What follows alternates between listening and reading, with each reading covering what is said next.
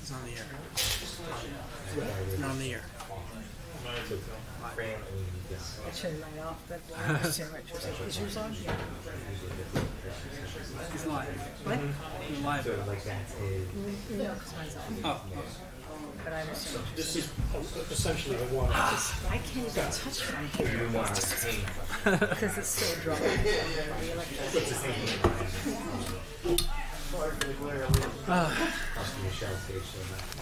Hey, Hey, how are you? I'm well.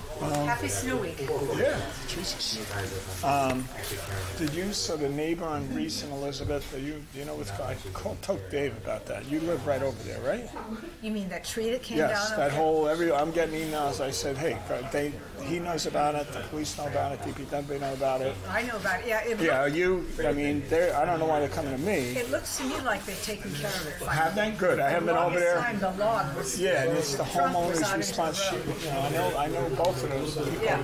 It's her responsibility. It wasn't in the right of way, blah, blah, blah. So it's gone? Good. I didn't know. The DPW actually was wonderful because they initially took the You got to branches clear off it of the for driveway. safety vehicles. You got to clear the road. Yeah. But everything else is on the homeowner. So good man. Yeah, okay, good. And women. Hey, Tom. Yeah, that's good, it's down, so, because I just got to, Laura, how you doing? Hi, how are you? I think the stump remains on the owner's lawn. I guess just now. Yeah. So they did it over Right? Before the storm. Good. Were they not in the agenda meeting? Good, perfect. Yeah, I probably got the email Friday, and I said, I think, Send it. I mean, thank you. Send a letter from you. Has to they're all here. Great. Small job. Probably has. Thank you. informing us. I think so. You can ask. Try my best. I didn't know. Hey, No, my son did show me the 20. Just to inform us? yes. Okay, so. Yeah, just that it's just, I couldn't figure out what it had to do with. yeah, we have to, I'm assuming do the same thing, that it's around us. You know, I'm assuming we'll get one from Emerson and River Edge whenever they're going to do something. You know, yeah. I can't open on my phone for some reason. I printed a hard copy out. Because 2 is 1 and 1 is none. Dave. Oh, man. You doing okay? This. Yeah, all right. We're going to, not soon enough. Sorry to hear that. I'm here if you need any help, all right? But I know a lot is all you.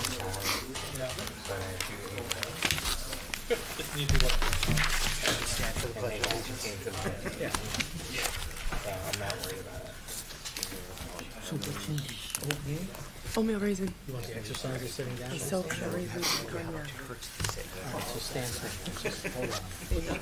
Or brandy, whichever. good social. Whichever I have in the house. Good social. I like it. My kids eat them, but it burns off. Yeah. Right now. The head that wears the stars at the, well, he's just, yeah, he's just the stuff is. Right? Yeah, yeah. Yeah, that's right. I am almost officially going blind, man. I gotta get glasses. Okay, good evening, everybody. I'm going to call Oradell Borough Council meeting for Tuesday, January 27th to order. Time is now 7:30 p.m. Notice of this meeting was published in the official newspapers and prominently posted in Borough Hall and filed with the municipal clerk in accordance with the requirements of the Open Public Meetings Act. Councilman Tashian, since you're already at attention, would you lead us in the Pledge of Allegiance, please? If you only knew what my sciatica feels like. I pledge allegiance to the flag of the United States of America and to the republic for which it stands, one nation, under God, indivisible, with liberty and justice for all.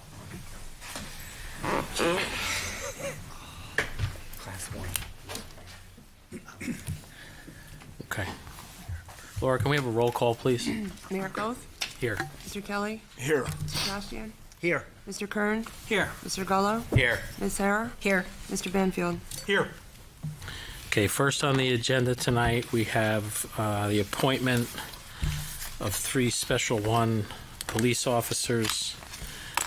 As we did last time, I'm going to ask for a motion to move the adoption of the resolutions one at a time, and then we'll do the oaths after that. I move that we adopt 2635, 2636, and 2637. Second. Okay, let's just back up a minute. Oh. I didn't say we were going to do this as a consent. We're going to do them individually, and then we're going to go and we're going to swear people in. So let's start that over again. I'll entertain a motion to approve Resolution 2635. So moved. This is the appointment of Gabriella Deval as a Special 1 police officer with the Oradell Police Department. Do we have a second? Second. Roll call, please. Mr. Kelly? Yes. Mr. Tashian? Yes. Mr. Kern? Yes. Mr. Gallo? Yes. Ms. Sarah? Yes. Mr. Banfield? Yes. Okay, thank you. I'll now call for a motion to approve Resolution 2636, I so appointing... Second. All right, I didn't finish reading the resolution yet, so if we can just slow down, right? Absolutely. Thank you. I think there's a wave of air coming right between us, so I'm missing part of what you're saying. Okay. So this is the appointment of Matthews Camargos for the position of Special 1 police officer with the Oradell Police Department. Do we have a second on the motion? Second. Roll call, please. Mr. Kelly? Yes. Mr. Tashian? Yes. Mr. Kern? Yes. Mr. Gallo? Yes. Ms. Sarah? Yes. Mr. Banfield? Yes. Okay, I'll now entertain a motion to approve Resolution 26-37, the appointment of Haber Suarez as a Special 1 officer with the Oradell Police Department. So moved. Second. We have a roll call, please. Mr. Kelly? Yes. Mr. Tashian? Yes. Mr. Kern? Yes. Mr. Gallo? Yes. Ms. Sarah? Yes. Mr. Banfield? Yes. Thank you. So I'd ask Commissioner Gullo to join me in the front, and we can swear in all of our Special 1 officers. Start with Gabriella, and we'll go with Matthews, and then Heber. Do we have a hand right there? Right there.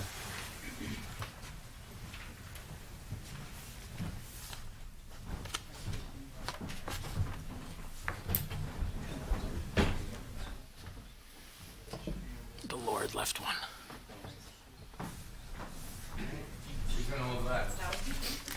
You want to go over here?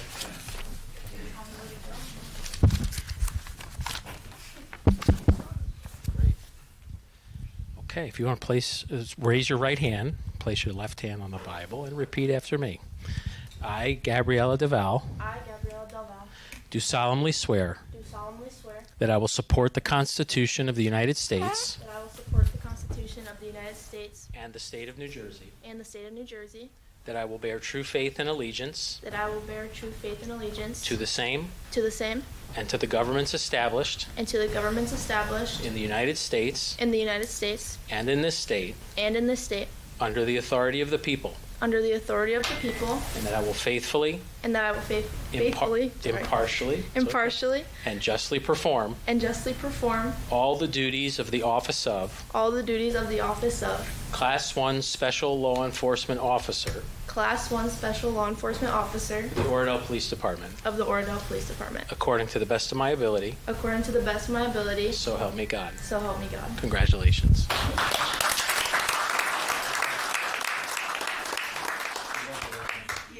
So we're gonna take a picture with the chief, and are you photoing, Roger, or are you coming up?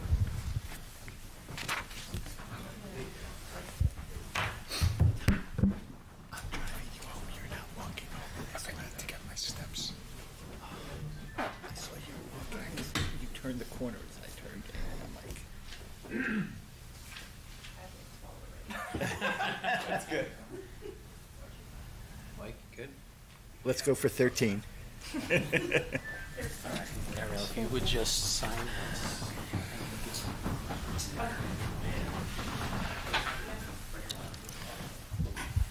Matthew here? Matthew's here. Here. All right, come on up, Matthew.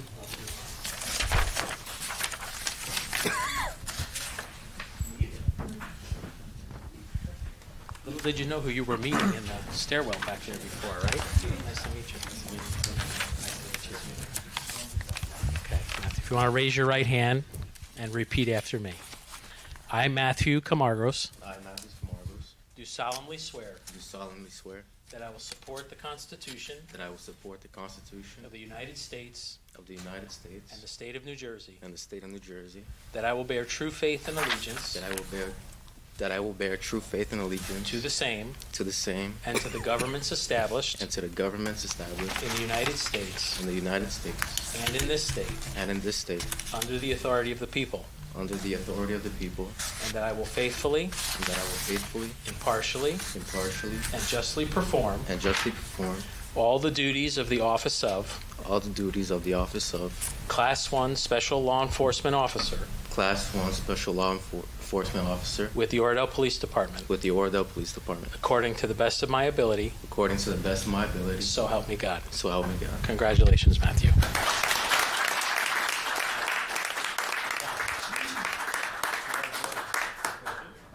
You do a quick photo? Don't run away, photo time.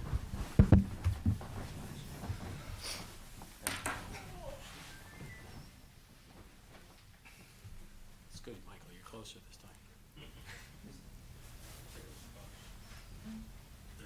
Good? They're great. Okay.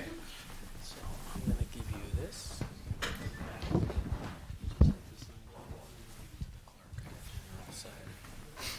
Okay. And lastly, Eber. Did I say that right? Eber? Come on up. How are you? Very nice to meet you. Chief. Yeah, you got to fill in. Where the other people stood. Paying attention? All right. Raise your right hand.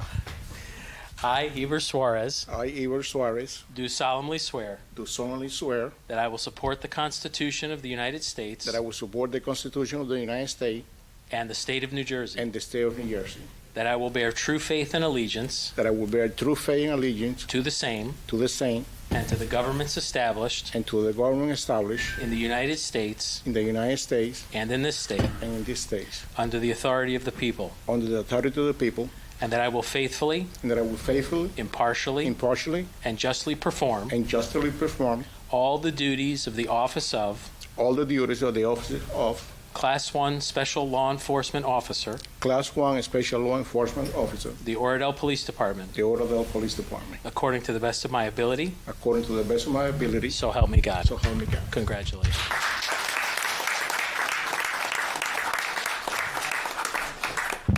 We get a quick photo.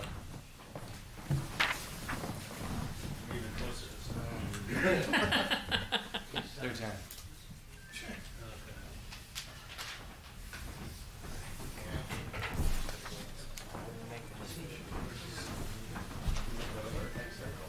Thank you.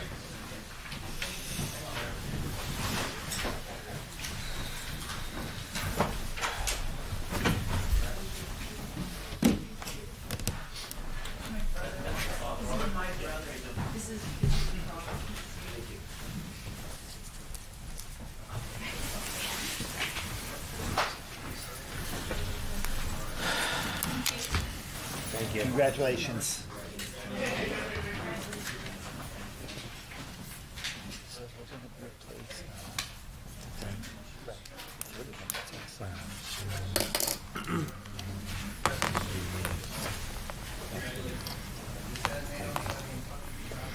Okay. So next on the agenda should have been my speech, kind of giving you the accomplishments of the past year and the goals for the next. Given the weather this weekend, I was not adequately prepared time-wise to finish that the way I want it for tonight. So I've asked Laura to defer that to the agenda of February 10th. I'll be updating the borough on our accomplishments for 2025 and our goals for 2026 at that time. I also want to take a mention, and I'm going to apologize for stealing some of what's probably Roger's thunder under his report. But we all know we had a major winter storm this past weekend. One, I would like to say we were adequately prepared for. I want to thank the DPW, the police department, the fire department, our emergency management staff, and others here at Borough Hall who, over the course of the past week, as you may remember, we had storms the weekend before on both Saturday and Sunday. Back-to-back-to-back storms are not easy, but the town was well prepared. Our employees that were charged with snow removal, worked in excess of 20 to 30 hours pulling their shifts to clear the streets, and I want to thank them for doing a fantastic job. Their job is not done. We're moving from a clearing into a removal phase. We were working up and around the schools this morning, and I know that people's patience was tested with the traffic, with the delayed openings, getting from one school to the next. Unfortunately, it's to be expected in a situation like this. If I could wave my wand and have all traffic disappear, I would. But some of that is due to the proximate times of school starting and losing some traffic lanes on certain roads that neck things down. But tonight our DPW staff will be out, and I want to mention this specifically because it's overnight operations. So people may be inconvenienced. You may hear loud equipment outside your house. You may hear a backup alarm beeping. I want to apologize for that in advance, but it's necessary to do it in the overnight hours to avoid, thank you. No, that will be helpful. Yeah, I'm going to cheat off this. It's necessary to do it in the overnight hours for the safety of the men working and for our efficiency in order to get this done in the quickest time frame possible. So this evening, our DPW is going to be operating between 11 p.m. and 7 a.m. They're going to be widening from curb to curb on Church, Center, and Church and Center Streets, Park Avenue, between Kindercamack Road and Prospect. They're going to widen Prospect curb to curb from Oradell Avenue to Ridgewood Avenue. They're also going to be working on John and Pyle Street, Schaefer and Prospect eastbound, and Prospect North at Soldier Hill. This is a DPW operation. They're going to be removing snow from these locations so that we get a full street width to have a better drop-off experience and also allow for passability on otherwise busy streets. Tomorrow evening from 11 p.m. to 7 a.m., so that's Wednesday night into Thursday, we're going to have two contractors in doing snow removal on Kindercamack Road between Oradell Avenue and the River Edge line. So Kindercamack Road, the police will be sending out a Nixle, will be closed approaching 11 p.m. tomorrow night from Oradell Avenue to most likely Midland Avenue in River Edge, and traffic will be detoured. So Nixle will be gone out about that.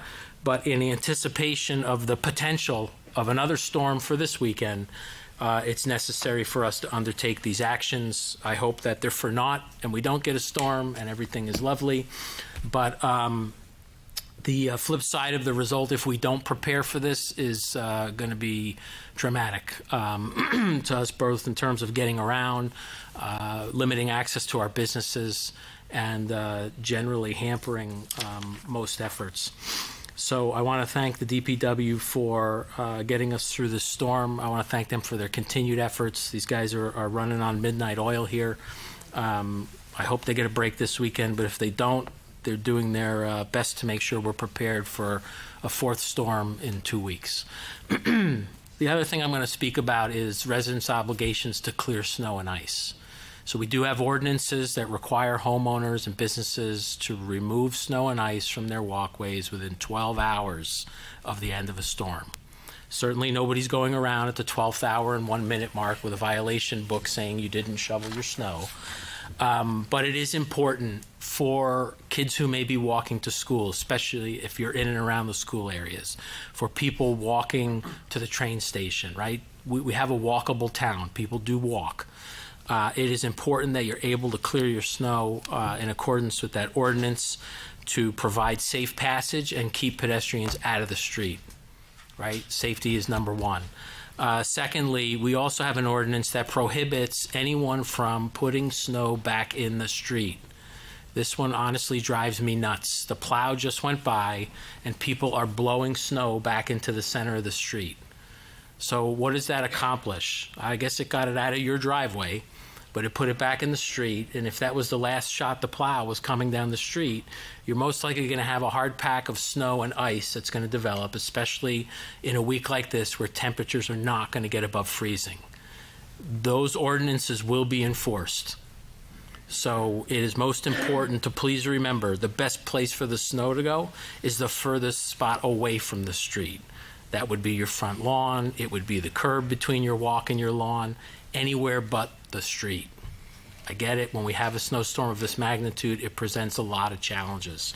I shovel just like others. It's not easy. We do have resources for people, especially our seniors, if they need help with getting their homes, their driveways, their walks shoveled. We have the ability to help them out through a program we have with Riverdale, right, Tom? Yep. And I think that's been working very well. So I'm done talking about snow.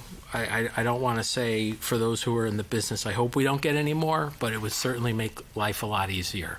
So thank you to everybody who has worked so diligently, Roger and the DPW crew, our emergency services staff, but our residents also have a vital role to play in this. And it's making sure your walks are clear and that the snow doesn't end up back in the street, because it's only going to come back. The plow's only going to push it back, right? I mean, it just defies logic. So Just plug for the fire hydrant. yeah, thank you. So our fire department, I thanked them earlier too, spent the night last night, instead of drilling, out shoveling fire hydrants. So if you have a fire hydrant in front of your house, if you live near a fire hydrant and your neighbor who has a fire hydrant in front of their house is unable to shovel it out, I would ask for anybody's help who can shovel to shovel out those hydrants. And that's generally a 3-foot swath on either side.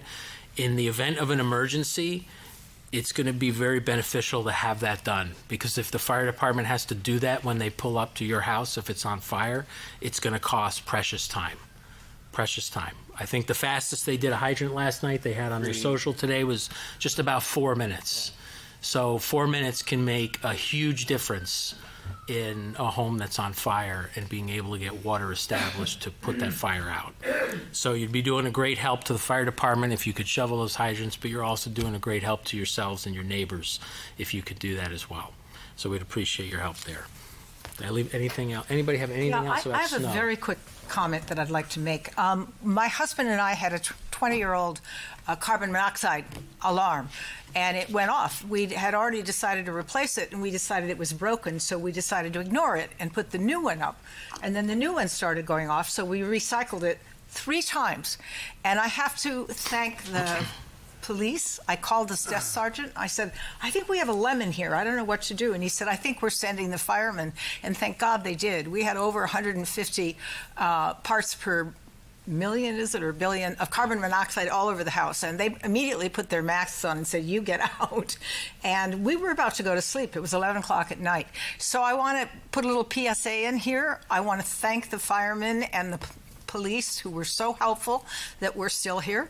But I also want to suggest you check your carbon monoxide alarms, and if they go off, don't convince yourself they're damaged. Do something about it. So again, the Oradell Police and the Oradell Fire Department are jewels in Oradell, and I thank them. Thanks, Maggie. Appreciate that. One last thing on carbon monoxide. Most people have direct vent furnaces or hot water heaters these days, and those direct vents can be low on the side of your house, right?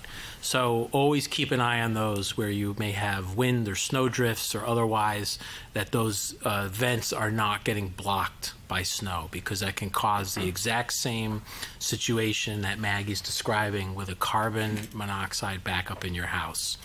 And it's probably, she's very lucky she followed through on her hunch to say something's not right here, because going to sleep when you have 150 parts per million of carbon monoxide in your house is not a very good thing, right? So you just got to be vigilant and exercise common sense when it comes to most things. But thank you for mentioning that, Maggie.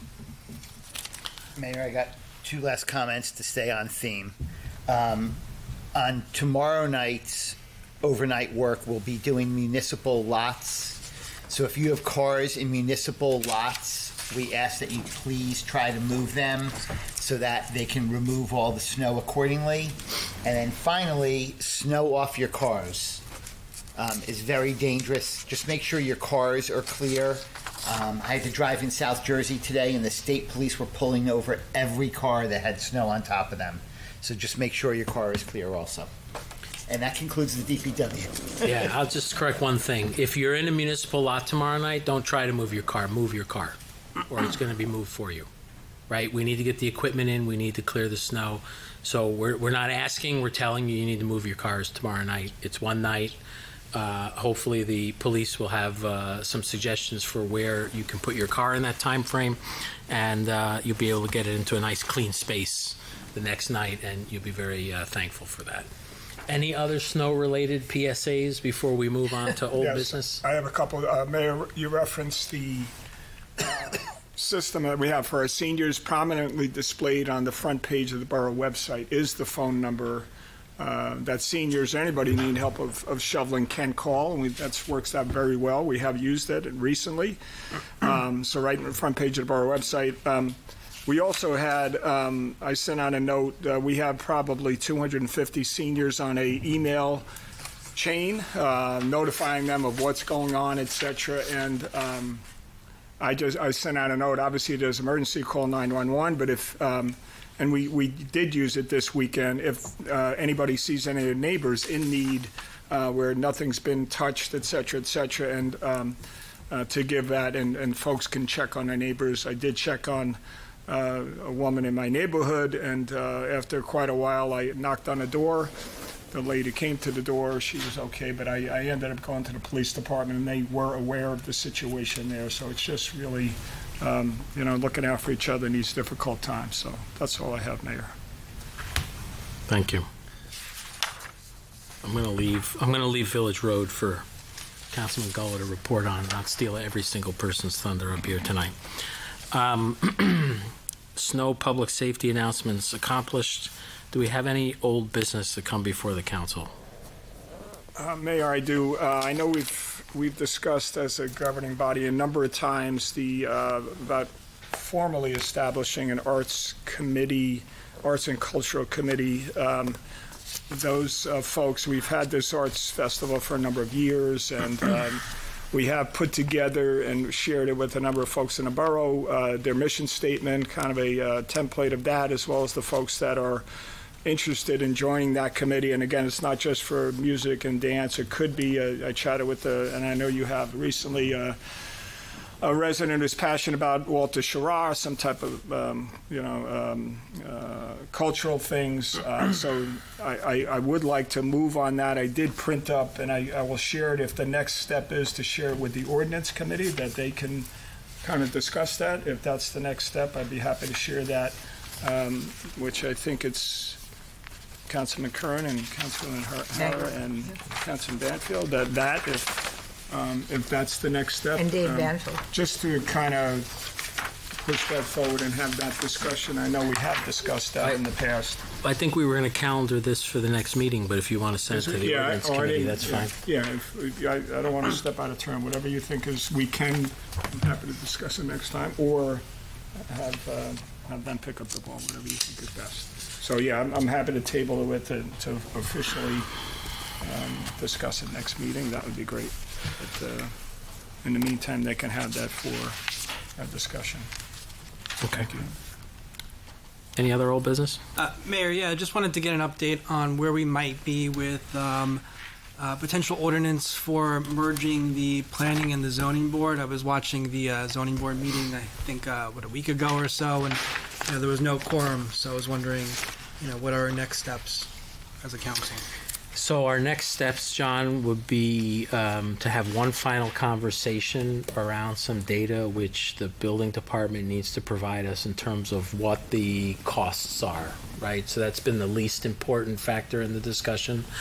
But I do want the council to see what the dollars and cents are in terms of what it costs to separately operate the boards and what the financials of a consolidated joint land use board would look like. I think that's the last thing we have to discuss. We should certainly have a final discussion. We can do that under the discussion part of the meeting on the 10th.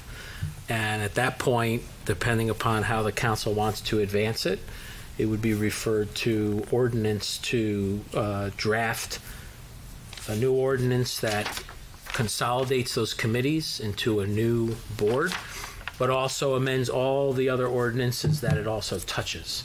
So it's not as simple as just doing the ordinance to combine the boards. Not insurmountable. Bill could talk about it. He's already looked at a lot of it. We did, and it is a bit time consuming because everywhere in the code where you see a reference to zoning board has to be changed to make consistent with the ordinance if you decide to go that way, merging the boards. But it's Right, and from a time prepared to do it once.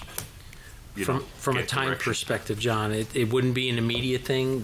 Each board would have to finish their respective caseloads before the new board, or the new board would start with new caseloads, but the existing boards would have to complete their existing caseloads before then that shifts over to the new board. So we're probably looking at about a couple of month transition period in order to go from the old to the new, if that's the direction in which we move. Awesome, thank you. You got it.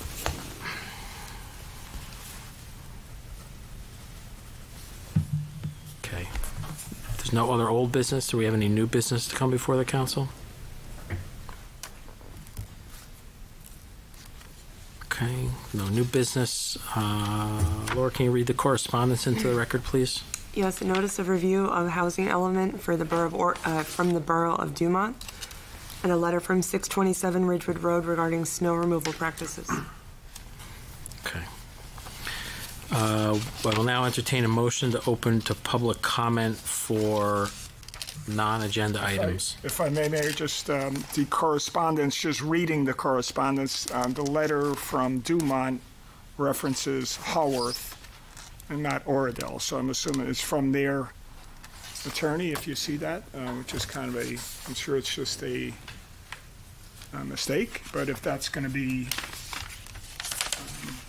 I don't know if that's a minor thing. You see that, Laura? So notice is hereby granted to Haworth, and it doesn't reference Oradell, even though it's addressed to yourself. Well, it wouldn't reference us. They just have a requirement to notice us of amending their plan. It's a typo. Yeah, Probably should just say a typo. Dumont. I don't know if that Should say matters. Yeah, should say and the cover Dumont. letter, so, Councilman, they have to send it out to every community that they are contiguous to. Yeah. So my guess is what the mayor was Yeah, saying, and it's just when they rewrote over each letter, they didn't backspace. Again, I don't know if if it matters, but yeah, that's it. Okay. I'll entertain the motion to open to public comment for non-agenda items. So moved. Second. All in favor? Aye. Any opposed? Okay, we're now open. Good evening, everyone. Paul Atsunis from beautiful Beverly Road, which has been transformed into an Inuit community. And neighbors helping neighbors. And I want to thank my neighbors for helping me, because it was quite a lot for me to do myself. Last Thursday, the judge ruled, I saw it in the paper, on Thursday's paper, against our towns and all the towns that we were together with as far as the stay for the mandate on affordable housing. Kind of depressing, but I don't know if there's anything else we could do. And I just ask you that question, if there's anything else we could do. And you don't have to respond now, but later maybe. The other thing I wanted to talk about was the train station. And the train station construction is supposed to be started this year, 2026 to 2027. And I know there's a resolution which I'll talk about later, but there's a lot of stuff that I have here. We did a study, and I have a copy of the study here, and all the things that have to be done. Immediate stuff, 1 to 2 years. There's things about the exterior stuff and porch floor, siding, trim, everything. Exteriors, panels, doors, basement floors, patches, all kinds of different items. And then there's another short term, 3 to 5 years, about replacing the cedar shake roof and other things, and long-term plan for interior floors and other things in there. I'd really like to know, has anything been done now, up to now, on the train station? Did we get started at all on it? I know it says 2026 to 2027, and then I know that we now have this small grant. I don't know how we're doing on the other grants. Have we gotten the other grants approved? I was just questioning that. And another topic, on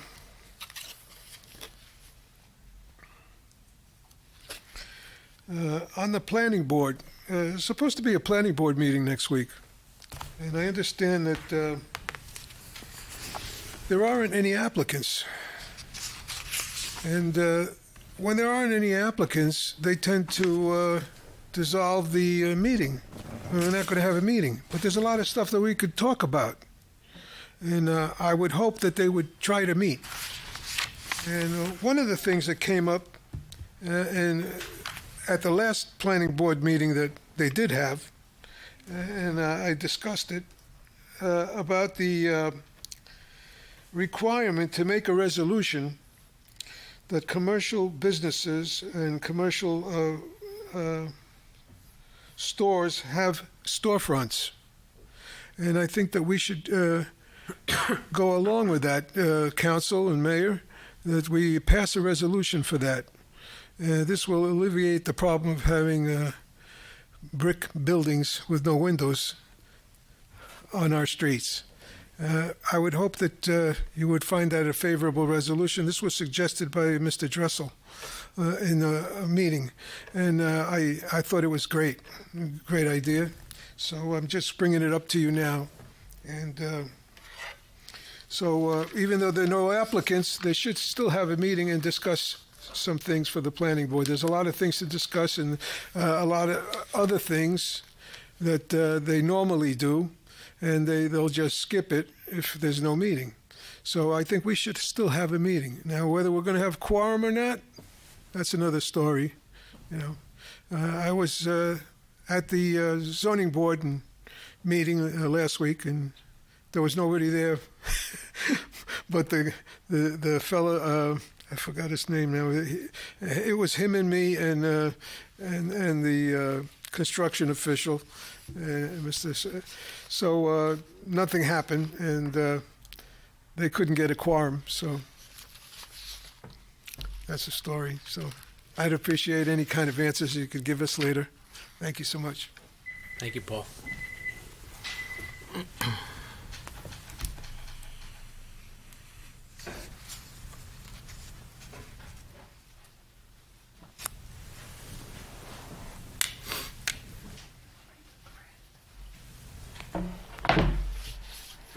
Sam Tripsis, 327 Maple Avenue.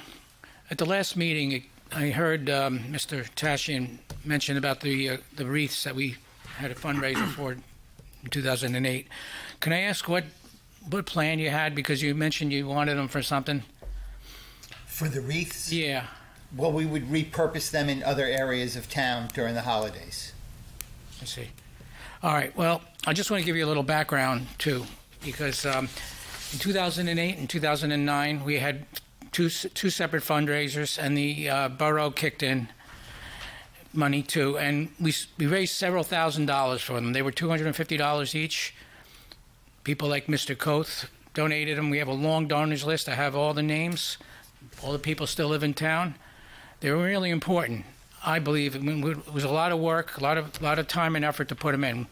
We got 68 wreaths in the end, and I think the last of them were bought in 2017. I bought 4 at that time, and that was $1,000. So there are people who have a personal stake in these, and there were people who actually sent letters saying how it made them smile at Christmas or during the holidays, and then they actually said it asked if the donation could be in memory of their loved ones. You know, it could be a son or a husband that passed on. So we took a few years, but we put a plaque together of the donors, and it hangs prominently up by the borough clerk's office. So I would hate to see these get used as a secondary. They look great. I think they were also refurbished a few years after. You know, the lights are holding out, and they're strategically located on certain poles with the Bishop's Crook light glowing on the Bose. So I took some pictures last week just to show you guys that really I don't think, I think that they're probably the best thing we've had for decorations since I've lived here. You know, I don't know what they did before. Maybe they hung up lights across across Kinderkamack. But I would say don't give up on them. And in closing, that they are important to the people who donated, including myself. I just want to give you pictures. You can have them.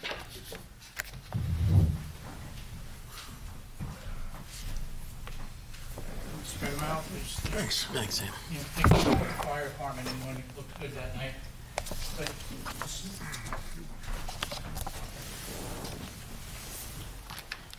you'll see it was a snowy night and there's snow on them. When you get that, that's another effect. But the light posts, if you hang them right level. I've worked with the DPW over the years to put them up. It was a lot of work, but I felt, the beautification committee was involved in this, so I felt obligated to do it. And they go from along Kinderkamack Road from Oradell Avenue down to the River Edge border. So I would like to see that continue. And when you come down the street, they look good. And if anybody tells you they don't, they're wrong. They're mistaken. All right. So, thank you. Thank you.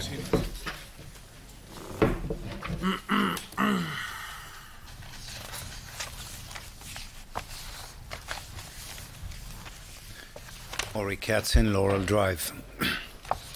Good evening. I'll take the first few seconds. I missed the shortest council meeting ever 2 weeks ago. Delaying in Manhattan, came over here, got close, watched on my phone the meeting, and 17 minutes, and everyone was going home already, so I couldn't make it. So I'll take the first few seconds to first congratulate the incoming council member, Maggie, and Dave. Great to see you back. And Dave, good luck. Oradell is looking forward for council member who are not, and I would say it publicly because I've been saying it privately to people, Oradell is not looking for rubber stampers. They're looking for council members with opinions and with they can get results and not just go with the flow. So if you too see things that are not going well in this town, don't be quiet about it. Fight for it. It's for the betterment of all of us. Okay. And with that, I just want to open today.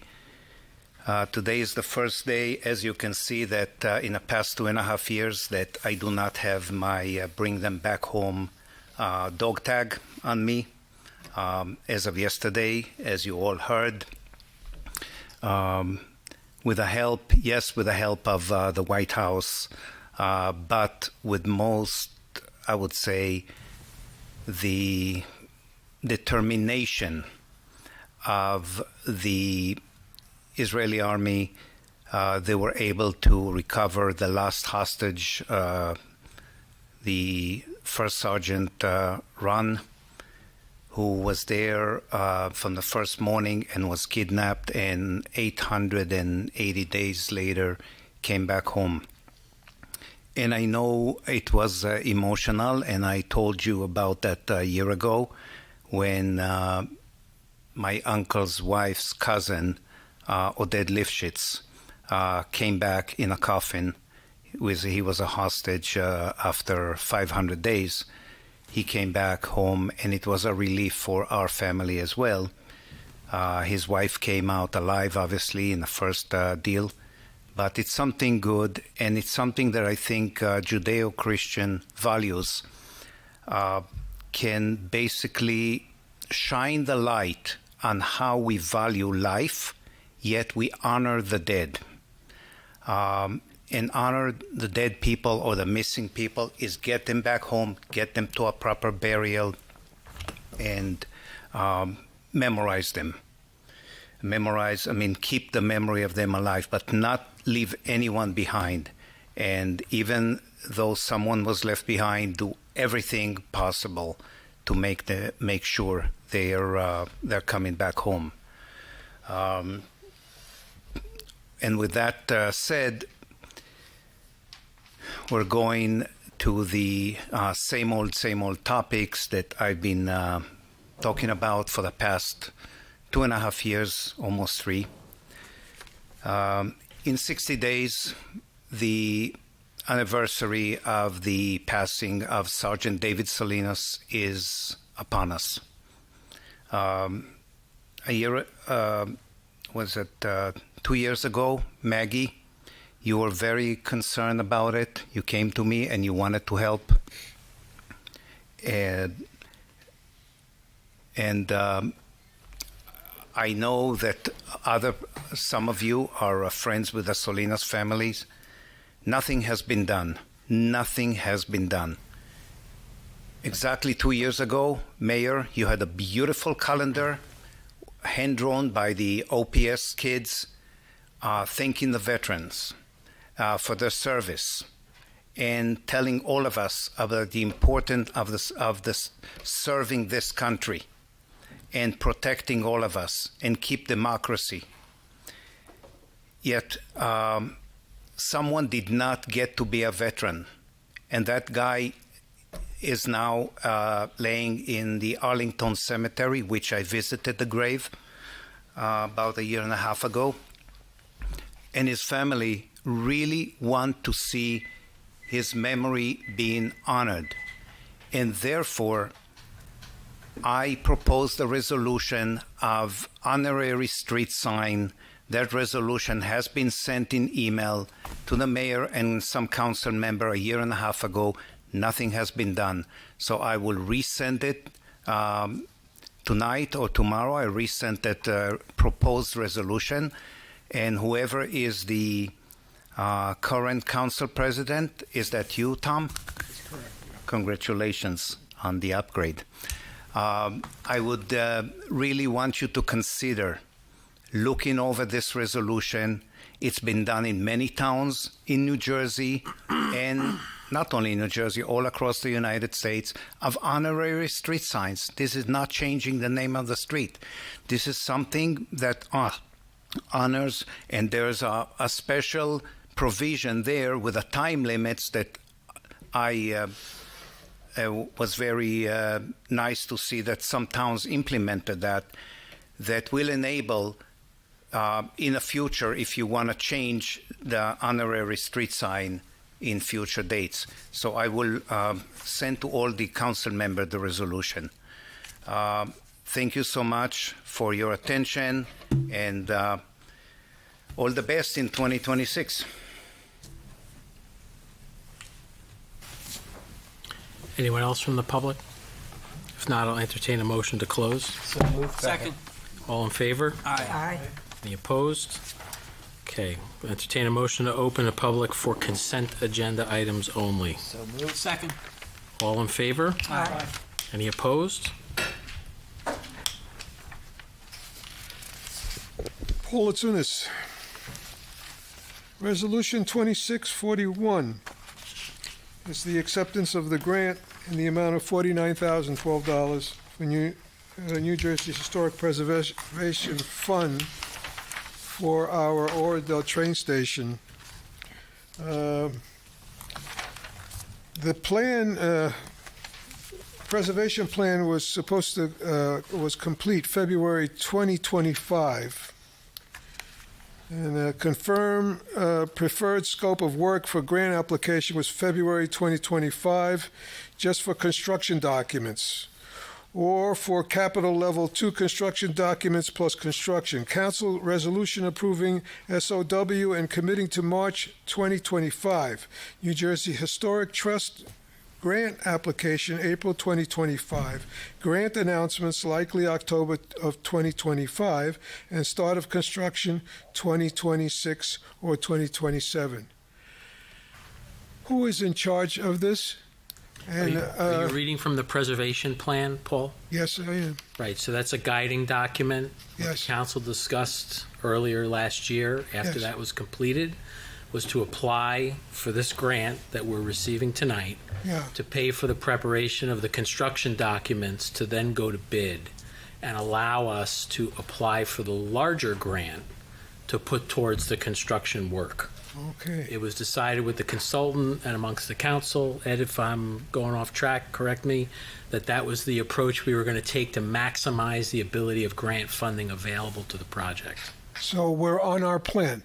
That's what you're telling This me. grant will now allow the consultant to prepare the bid documents that will be used to apply for the larger grant amount to fund the construction and to actually bid the construction.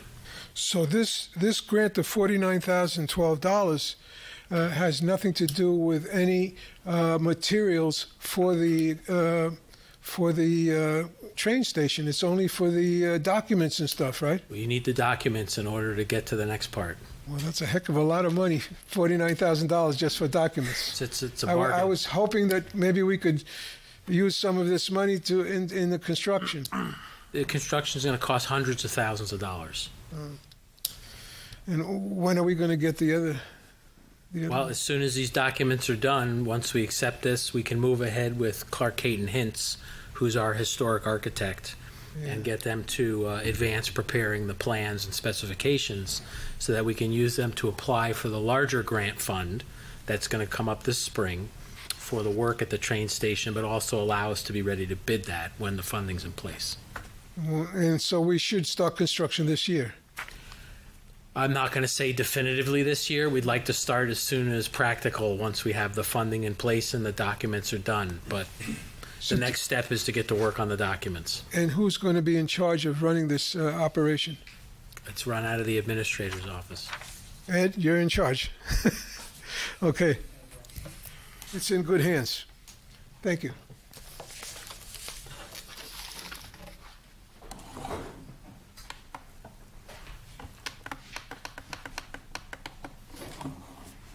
Sam Tripsis, 327 Maple Avenue. I just want to comment on the train station. That's those funds are money well spent. You know, plans are expensive. You know, that in the business I was in with building cell towers, we called it the A&E, architectural and engineering firm. So that has to be done. Years ago, when they turned back the original grant for, I think it was $450,000, they turned it back because of that cost, which was insane. You know, so today we'd have a restored train station if they didn't do that. But very important, that cost. It's not peanuts, but it's important. Thank you. Thank you, Sam.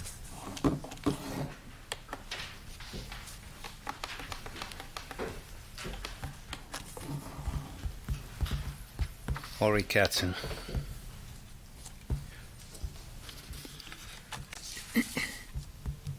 Board of Health, okay. 2642, annual appointment to Board of Health. Is that new members are coming?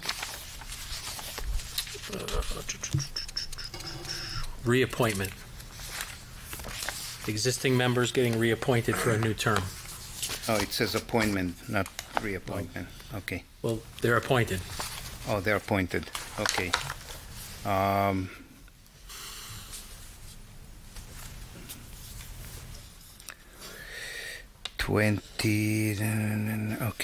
2647.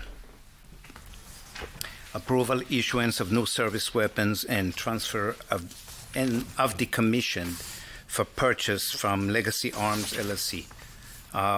Is that for the police department? That's correct. Do you know which weapons is being purchased and which is being decommissioned? The 6 hours are being decommissioned. They're being replaced with Heckler and Koch's. And who made that decision? The police department. The local one or the state? The local police department, which they have the right to do. Okay. As a concealed carry instructor, I would like to just let you know that I don't think they're right. They may be pushed by some kind of advertising, salespeople. all kind of They things. actually evaluated 3 different models of firearms. Okay. They were not pushed by anybody. They held a very exhaustive process, which I thought was well run, and it was chosen by the members of the department. So if you want to say they're all wrong and what they want to use for a service weapon, that's certainly your right. No, but again, I don't know the model that they're going to purchase right now. I know that the SIG are excellent as far as the service weapon. I'm not going to debate the service weapons, but there were certain safety notifications that were issued on the SIG Sauers that caused the police department to switch. Yeah, I know of them, and obviously there's no weapon that has that is perfect. But in that case, I just thought to comment on that I'm not sure what led, and now that you explained to me that it was evaluated by 3 different people, if that's what they chose, professional opinion that this is what they need, I'll have to accept that their decision. Okay, I just, from my experience, the SIG is an excellent service weapon. Thank you. Thank you. Anyone else for consent agenda items? Not, I'll entertain a motion to close. Do we have a second? Second. All in favor? Aye. Aye. Any opposed? Okay. Excuse me, Mayor, resolutions 26, 58, 59, and 60 should be pulled this evening because the information that should have been filled in the blanks still has not been provided. I'm sorry, Laura, I'm not hearing the numbers. Could you The last 3, 58, 59, and 60. We're still waiting on 58, 9, and 60? 58, 59, and 60. Okay. The names of the firms still have to be sent over. Okay. Any member of the council Yes, I like to pull an individual resolution for discussion, separate vote, and/or question? Yes, I would like to pull 3. Resolution 2639. I just have some short questions. Also, Resolution 2647, which is the 6 Sauer, and Resolution 2654, which is the redevelopment planner. You asking questions? You want to pull them for a separate vote? Well, I have some questions. Should I Sure. just go ahead and ask Absolutely. the questions? Yep. Okay. On 2639, I read that over and over, and I'm a little confused by it because it says that they felt that taxing it was for the overage of water usage, but that couldn't happen unless each of the apartments had their own Meter? pardon? Meter. Meter, yes. But it doesn't say here, so how do we know how much they're using? And it doesn't say here that they need to put the meters in.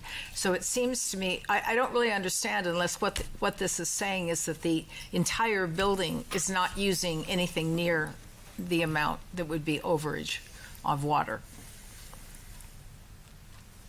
Who wants to handle this one? Want me to handle it? Whoever's got the answer should. Councilwoman, this has been done since this resolution has to be done in order for the tax collector to remove it from the system. She's not able to remove it from the system proactively because the way the system was set up, it can't take into consideration condominium buildings, which I think the wording probably needs to be tightened up. It's an annual resolution that we've done every single year since probably 2018, I think is when we put it in. So they do pay the whole, on the tax rolls, it's one, I think, block and lot, and that's why it hits as far as overusage. But if there were meters on each individual unit, and each individual unit pays separate taxes, it would not hit that threshold by any means. So in order for her to get this out of the system and waive the charge, otherwise it hits as a charge. If you want, I can have Ms. Walker send you a more elaborate and more I technical. would like that, because Yeah. it seemed to me if this was a problem, we don't have any way of validating. It's just it's a computer issue that she's not able to remove the block and lot out of the rolls. So this is the only way for her to be able to reverse in the system by putting this resolution number in, that the auditors are satisfied. But I can have her draft a more. I would like to. Are you saying this is an individual unit owner versus the condominium association? Yes, I believe the way it's listed is one block and lot. It's not separated out. Because the owners are taxed individually, or they're So the taxed as a condominium I believe association? the tax software and this software that's used for billing they're different. They're different software. So if we take the total amount of water usage and divide it by the 26 residential units evenly, none of them would be in Correct. excess. Yes, nobody's hitting the threshold. You don't know, one might be in excess and one might be under, you can't tell, because they're not individually metered, but overall, we're okay. Yes. But how are they taxed? Individually or as an association? I believe individually. Each individual condominium owner has a separate tax bill. I believe so. I will double check. I don't want to I read it, and it sounds like they're taxing the association, and they didn't mean to tax the individuals, but because they don't have meters, there's no way of figuring it out. It was a little unclear. Well, I think because there's two different software programs, or two different branches of the software programs that don't speak to each other. But I think it's best maybe we can table it. She could send out a memo and we can put it on the next, however you want to handle it. Yeah, I think we should table this and get the answers that are being asked so we can straighten out whether it's the association or individual property owners. I get the latter explanation, right, but this could be a little bit clearer as to how that's managed. That's fine. That would be great. Okay, then my next question is 2647, which had to do with the 6 hour and reselling them, which I applaud that they're going to reuse and resell them. But what concerned me is if you do an internet search, it's one of the 6 hour P320 is one of the most popular guns, and as Ari mentioned, it works very well for most people. It has some safety issues, but on the internet, the price is $400 to $1,000. And we're talking about reselling them at $100. So I was just curious as to how they came by that figure. I believe that was the trade-in value that they were offered. I think because of the recalls and safety issues, the value of those weapons are now lower. Right. What was the last sentence? I said because of the Trading safety issues, Yeah. the value of those weapons are lower for Has resale. gone down. I didn't say there was a recall. We're closed for public comment. John said there were safety issues. I'm not going to debate the purchase of police department handguns. Trust me, they went through a very exhaustive process. If you don't like that, that's fine. There's no issue with that. Then you can talk to the police chief. So great. So what you're saying is that it had to do with the issues of safety, which were mentioned excessively. Yeah. Okay. I just was curious. Yep. There was a little disparity there. Thank you for the explanation. And wouldn't we be getting a wholesale price on the sale rather than a retail price? Mm-hmm. Correct. Okay. And then Dave. on 2654, thank you for answering my questions. This was just a philosophical question. Why do we need a second planner for redevelopment? Doesn't our planner handle redevelopment and also the master plan and that sort of thing? So I wasn't here on the discussions, and I apologize if I'm making you go over some of the material. Not at all. I was hoping that we would have had a briefing by our special counsel on affordable housing tonight, but unfortunately had a conflict at the last minute, which is why we canceled the Yeah, closed that's session. what I thought. So He would have explained the council retained a redevelopment planner as a special planner to help us deal with the affordable housing challenges before us. Caroline Ryder of T&M, who's the borough planner, managed our fair share and affordable housing plan. They maintain both boards in terms of representing the boards in the borough as the borough planner. We did have another firm work on the master plan for the planning board, which has not yet been adopted in terms of the reevaluation that is still ongoing. But FAR planning and design was brought on specifically to help us deal with the prospect of the properties being redeveloped on the north end of town as part of settlement discussions with the Fair Share Housing Dispute Mediation Program. And that's primarily his objective, is to deal with the properties that we're being I guess for lack of a better description, under pressure from developers for repurposing them to introduce new housing units in town. Is this redevelopment planner, I went to the meeting at OPS, is that the same person that we're just reappointing? Yes, Fran He was is. there. He needs to be reappointed yearly. Then I would also just ask that that they do their job and not insert politics, because twice they tried to insert politics into why That was this. the borough attorney. I mean, sorry, that was our special counsel for land use Okay. for affordable housing. Because I know when I was on the planning board, we were dealing with issues of affordable housing. It's different now, but it's been going on for decades under both Republican and Democratic governors. I don't think anybody's trying to politicize the issue.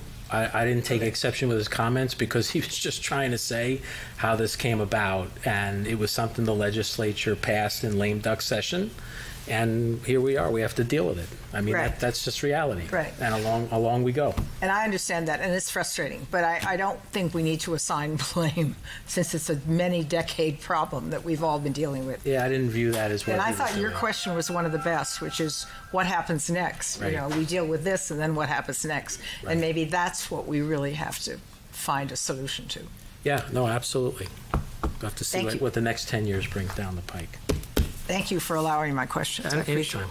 Any other questions on resolutions on the consent agenda? Mayor, 2651, the grant writer, again, all the great works that's they've done with our team here in Borough Hall. Their, I guess, proposal did mention that a copy of the service report highlighting those is attached, and I didn't see that attachment.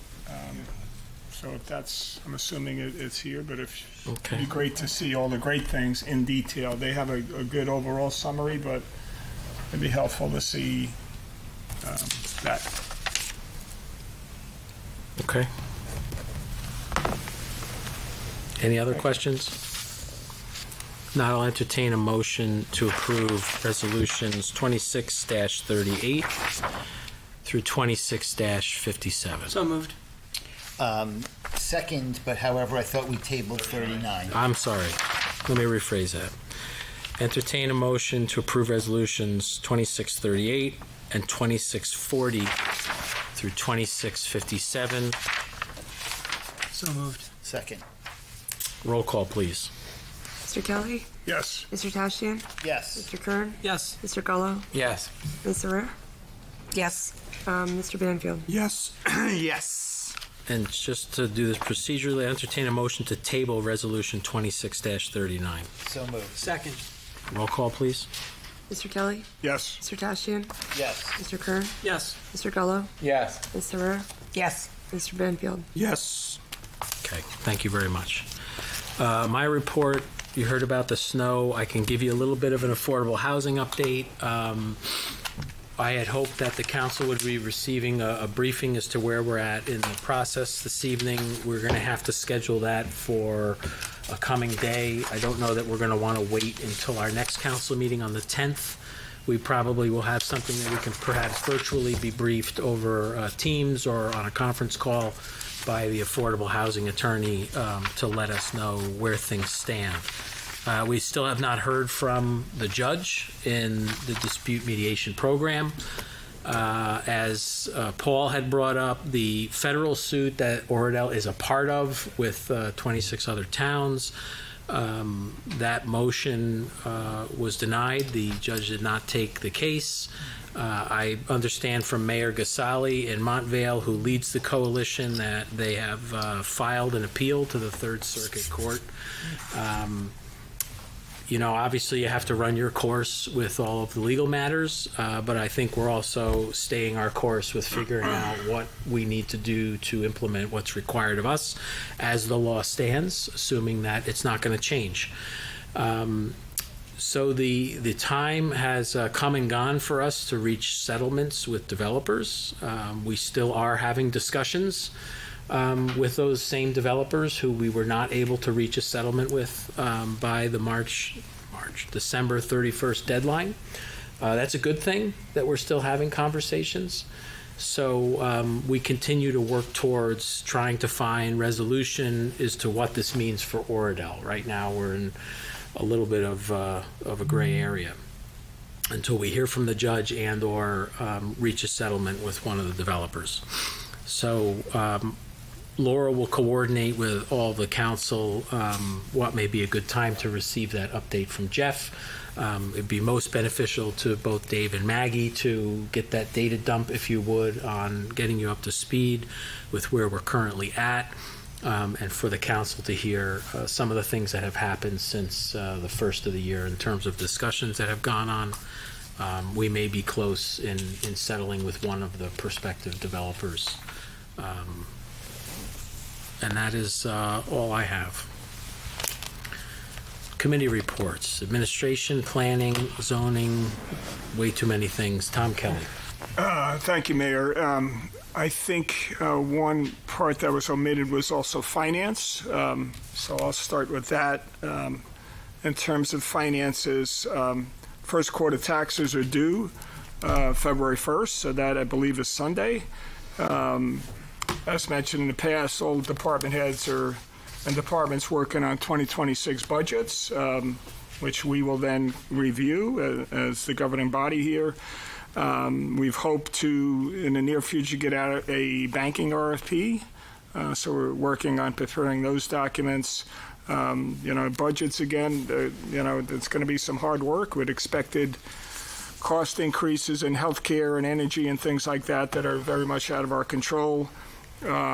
We also moved, and I think it's the right move that the mayor suggested, to move this committee to a 3-person committee, is similar to all of our other committees, and have formal monthly meetings. It's myself, the mayor, and Councilman Tashian that will meet with our CFO and have regularly monthly reports.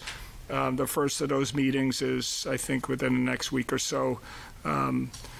So I think that's very much of a better control, and we can, again, come back and report to the public and the rest of this governing body.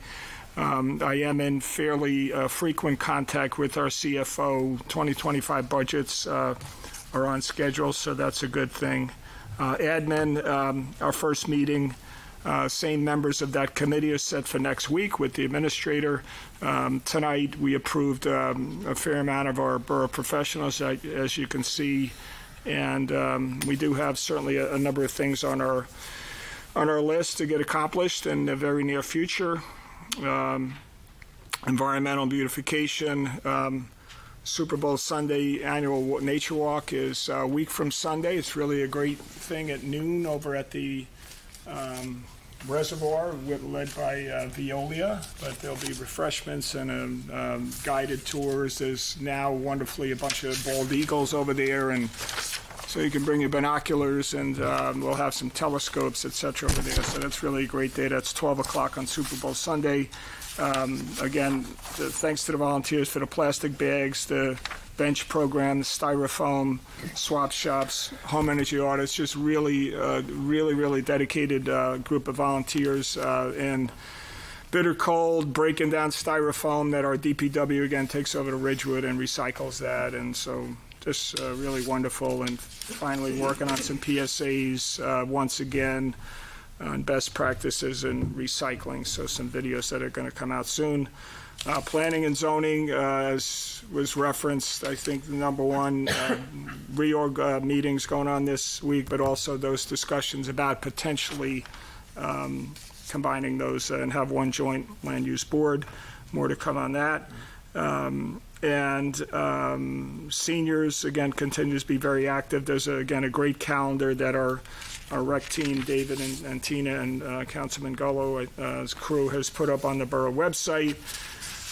Tomorrow is game day. Next Thursday night is senior night at Bergen County Players. There's a comedy, I guess, that's coming in. And then Philadelphia Flower Show is March 4th. I think there's 10 seats left over there. And again, happy to have Jean Morton join our team here. She's really hit the ground running to reach out to all our seniors and how we make sure that we're serving that community best and what their needs are. And just with that, as I'm thinking with the Bergen County Players, I know we've discussed, and we don't have a formal situation in terms of getting help crossing that road at 7:15 or so on that night. So if it's really for public safety to call over there, and they've been very helpful, and then at 10:15 or so, because obviously that's an issue. Is that, you think, Councilman, the best we can way? talk. Just to kind of call over and send over there, Mayor? That's this Thursday? A week from. Okay. And, yeah, so it's the first Thursday, and I think that's all I have, Mayor. Thank you. Thank you, Tom. DPW and Engineering, Councilman Tashjian. I think we've exhausted the DPW. Just my congratulations to all the members of the DPW for their hard work. The mayor and I were fortunate enough, and our administrator go down and have some lunch with the DPW, and just to thank them for their hard work. And that concludes my report. Thank you, Roger. Fire, Audit, Compliance, and Ordinance, Councilman Kern. Thank you, Mayor. So Ordinance Committee and the Audit Compliance have no report yet on those two committees, as we have not met yet, but we're slated to meet this Thursday afternoon. With regards to Audit Committee, this is going to be a preliminary meeting to set up the committee, its structure, overall objectives, and the agenda going forward. So more to come on that. And I'm also told that we have some ordinance already queued up and ready to be discussed for the 29th on Thursday. As far as the Oradell Fire Department, just to give a monthly overview, operations and activity, January call volume, the Oradell Volunteer Fire Department has responded to 13 calls so far, and that's of January 11th. Mutual aid responses on January 1st at approximately 2 a.m., Tower 21 was dispatched to Paramus for a structure fire on Spring Valley Avenue, and in December 2025, Tower 21 was also responded to a Christmas morning structure in New Milford. I have an annual call summary for last year. So in 2025, the Oradell Fire Department responded to a total of 360 incidents with 29 calls in December. And then a budget update. The proposed 2026 operating budget for the fire department has been submitted, and Chief Moran has met with Katie and Ed to discuss a proposal already. So I'm glad that they got on top of that, even though it's early in the year. And my council liaison coordination report. So as a new commissioner of the fire department, I had met with the firehouse Monday the 12th for a monthly firehouse meeting. I introduced myself and briefly mentioned to the members of the department that I was honored to serve as the fire commissioner this year, and my number one priority is to help them facilitate all the needs and necessities to do their job efficiently and keep the borough safe. Lastly, as the fire commissioner, I would certainly like to recognize the bravery and efficiency of those firefighters who responded to the island rescue in Hackensack River on January 16th, who helped out two stranded male juveniles crossing the ice, and they took them away from harm's way. Certainly excellent work, and it just reflects how extraordinary our volunteer fire department really is. That's all I have, Mayor. Thank you, John. Public Safety, Emergency Management, et al. Councilman Gullo. Et al., indeed. Thank you, Mayor.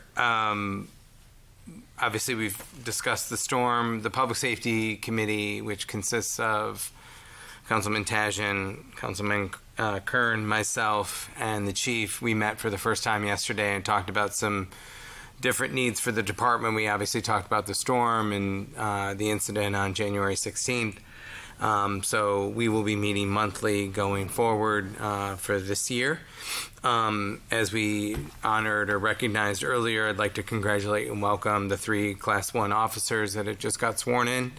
We're excited that they've joined the department, looking forward to them completing their training and helping us out in many different ways.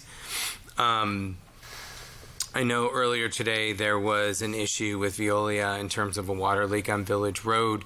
That is still under investigation, and Veolia is still trying to rectify or remedy the situation, so just be advised from a traffic and passage through. In terms of kind of other things that are going on related to technology and communications, we had passed last month the audit for the borough for basically a technology review to be done by department in terms of putting together a master plan or a roadmap, if you will. I'm pleased to say that the work has begun, the interviews have begun, and I'm hoping to have preliminary findings along with the council members and the committee sometime next month, probably late in the month. With respect to the rec department, they have been busy planning for the spring and the summer and really for the remainder of the year in terms of not only recreation, town recreation, field usage, as well as special events. I would just ask that you continue to follow the borough social accounts as well as visit the website. One small thing related to the kind of events and just information for the borough, we are in the final stages, and hopefully by the end of the week we'll be sending the annual calendar to the printer. So we got a little bit of a head start on that. There's a lot of information. We spent a lot of good time reorganizing it, and we're excited about the final product, so be on the lookout for that. And last but not least, our good friends at OPTV are working with Bergen County to host interviews about the county's role during the American Revolution in coordination with America's 250th celebration this year. So excited to see that programming when it becomes available. And that concludes my report. Thank you, Councilman Gullo. Mayor, if I may, Councilman brought up the calendar. I know last year we discussed, I think, potentially either mailing some out or having some here or online, and because of the cost, and do people have them? I'm a fan of them, but that is that worth going to? Do we? I don't know what the answer is to that, but where are many people online where we can have them here, or do we send them out? And it's going to be all of the above. Yeah, but so everyone's going to get one. Correct. Yeah.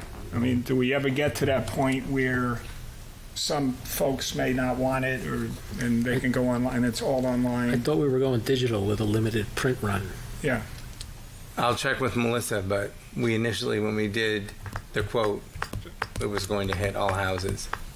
I have to go back. I think when we discussed this last year, we were going to do a hybrid version. We knew people like the actual calendar. Correct, the physical part of it. We would have that available for them. And have copies available, yes. But we would also have it digitally available to perhaps cut down on the cost of the printing and the mailing. I will double check. Okay. Just as a point of humor, we actually took a call. People do really love these things. We had a call this week saying that they lost theirs and can they get a new one? And we haven't even gotten to print, so they are beloved. Tell them we'll get it right out to them. They are beloved. Next year. Yes, yes. Okay. Historical Library Economic Development, Councilwoman Herrer. Okay, thank you, Mayor. The Historical Committee has not met yet. They meet February 2nd, and I'll report on that after that has occurred. Although I'm sure they're thrilled at the grant for the train station, because that's been a continuing concern for the Historical Committee. EDAC, which is the Economic Development Advisory Committee, has not yet been fully formed. We're in process of trying to put together a committee to help Oradell advance itself economically, to support, promote, and encourage development that strengthens local economy, increases the tax base, and creates jobs. I've been in conversations with a number of citizens. If any of you out there are dying to help Oradell jump ahead in its business life, please contact me at mherrer@oradell.org. The Oradell Public Library did meet on Wednesday, January 14th. Sheila Sterling was sworn in again as the board president, and I was voted onto the board as liaison. The board reappointed their officers and completed their reorganization for 2026. They will be using the borough's auditor, and they welcomed a new archivist, Marissa Shari, who is a lovely young woman, very eager and excited to bring a lot to the citizens. The mayor and council are all invited to the annual volunteer breakfast this Saturday morning, January 31st at 9 a.m. in the library's North Reading Room. This breakfast is a thank you and a recognition of all the people who help the library function, from the mayor and council to all of the many volunteers and staff who provide the life and energy for our library. Those of you who got the email, please check there for the RSVP. They're trying to count numbers. The library is thriving and filled with activities in which Oradell citizens of all ages can participate. I was thrilled to bring my young grandson, 1-year-old grandson, to the annual New Year's Eve party at noon at the library, and he was thrilled to see all the balloons and all the other kids, and he was just agog. And the thing he loved most was walking around and looking at shelf after shelf of books. He loves books. So our Oradell Library is a real treasure. There are a number of things they wanted me to mention, so I'm going to quickly mention a few dates. Trivia night is at 7 p.m. this Wednesday. Please register. Afternoon stories and crafts time is on Thursday from 4 to 4:30 for kindergarten to first graders and their caregivers. Please register for all these events. Thursday night Bites Cookbook Club is at 7 p.m. A potluck dinner will be served and you will bring the food.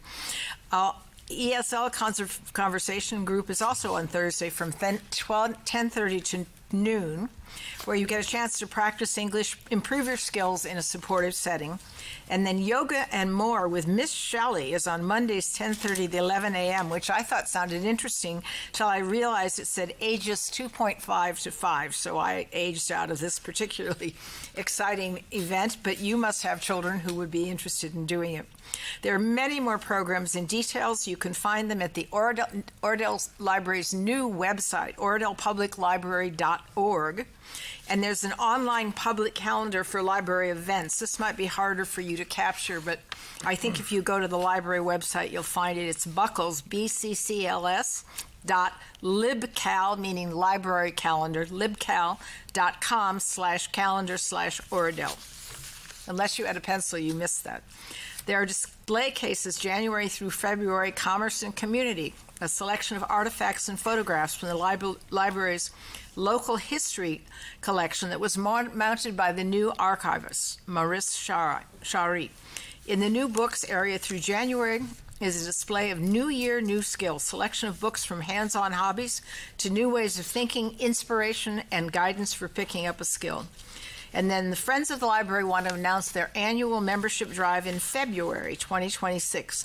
The Friends sponsor all library programs from newborns to senior citizens. Thank you for adding me to this committee. Those are my reports. Thank you, Maggie. Board of Health, Municipal Drug Alliance, and Boards of Education. Councilman Banfield. Thank you, Mayor. The Board of Health had no meeting in January. I look forward to its first meeting of the year on February 9th. Regarding the Municipal Drug Alliance, I've familiarized myself with the program's aims and events with Officer Page. It's run with a cash match from the county, and I look forward to observing some of its events. I introduced myself at the Oradell Board of Education's meeting on January 21st. It was a lengthy meeting, and I'm about to tell you why. A highlight was a recognition and award presentation to 20 sixth grade students who achieved perfect scores in at least one subject area on the NJSLA, which is the New Jersey Student Learning Assessment, taken by all sixth graders. The 3 areas assessed are science, English language arts, and mathematics. While 20 students got perfect scores, 2 of them achieved perfect scores in more than one subject area. This was followed by a thorough examination of OPS's district goals and comparison of student outcomes within the Bergen County District Factor Group, which consists of 21 districts of similar socioeconomic status. It was a complete explanation and compared results over the course of several years, both within the district and in comparison to the other 20 districts. I encourage anyone who wants to learn more about this to watch the meeting on YouTube under Oradell Public School. Additionally, a 23% insurance premium was noted, which amounts to about $245,000 for the first half of the year. Presumably, that will be matched or exceeded in the second half, so they're looking at about a $500,000 increase in their health insurance premium. The Riverdale Board of Education held its meeting on January 20th. The 8th grade student ambassadors held a Toys for Tots fundraiser, and they collected over 200 toys. A student group called Team Pep or Prep, I'm not sure which, from the high school visited the middle school, advising them on navigating their 2 years leading into their high school experience. The high school also conducts a graduated seniors survey of all its college freshmen at the end of their first semester, asking them what the high school could do better to prepare them for the college experience. As a result of that feedback, the high school is reinstituting midterm exams for the first time in many years. I think that happens tomorrow. Also, despite having studied remotely during the pandemic, it was suggested that experience with modular-based online study, which occurs in conjunction with in-person teacher follow-up, was substantially different. Consequently, Riverdale is working with Bergen Community College using their financial literacy course to give Riverdale students such a module and teacher-based experience.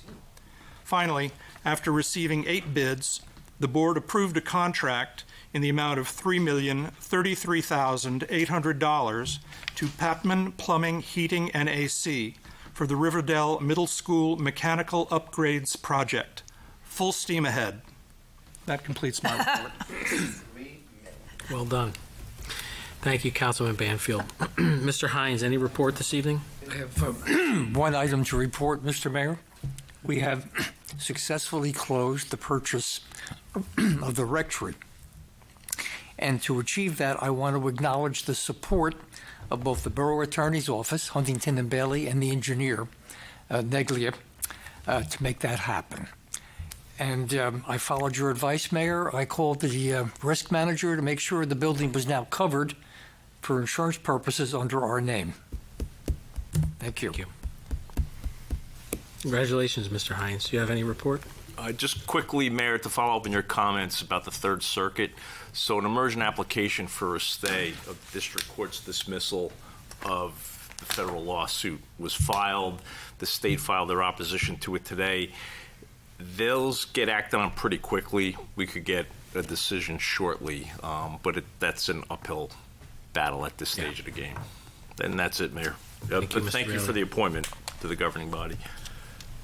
Mr. Atkinson, anything to report this evening? I have nothing new to report this evening, but I would thank the mayor and the governing body for entrusting us as your engineer for another year. So look forward to working with you all. Thank you both. Rogers, your favorite part of the meeting, you want to make the motion? Motion to adjourn. Second? All in favor? Aye. Any opposed? Okay, thank you, everybody.